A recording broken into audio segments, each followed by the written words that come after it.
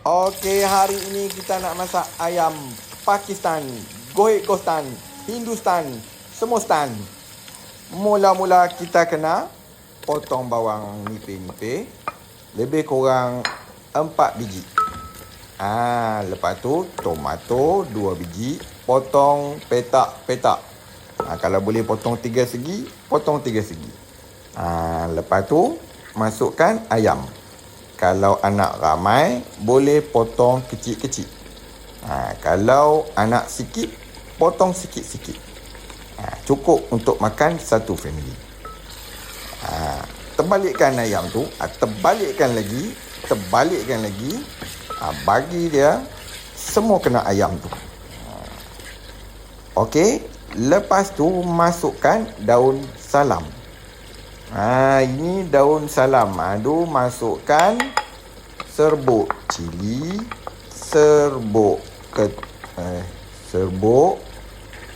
jintan putih, jintan manis dan serbuk lada hitam.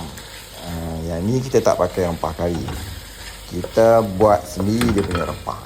Orang Pakistan memang macam tu. Okay. Bukan last. Tengah-tengah kita masukkan cili padi. Kalau nak pedas, bubuh lebih. Kalau tak nak pedas, tak payah bubuh. Tapi ada cili padi ni lagi terangkat.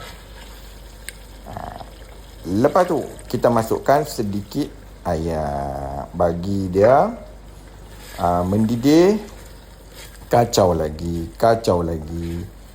Sampai dia pening. Macam tu. Ayam tu terbalikkan dia lagi. Masukkan garam. Garam, pakai garam ikut suka hatilah, nak pakai garam kasar ke garam halus. Last kali masukkan halia yang telah dihiris nipis-nipis. Sebelum last, ada lagi last. Masukkan daun ketumbar. Kacau lagi. Kuah dia memang pekat sikit. Memang kita tak pakai santan. Ini dia. Ayam Pakistan, gohek gostan, Hindustan.